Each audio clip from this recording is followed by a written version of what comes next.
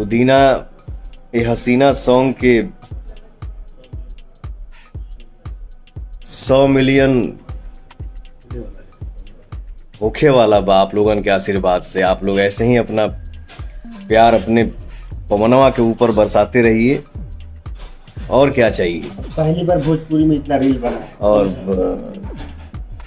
अच्छा 4 लाख भोजपुरी में पहली बार हमको नहीं, भाई पढ़ा लिखल ना है हम, सॉरी इतने हमके कम ना समय- बुझाला ये सब।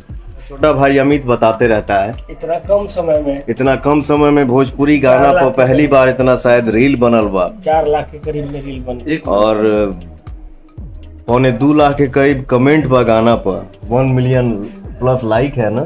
बहुत प्यार दिए, बहुत। तो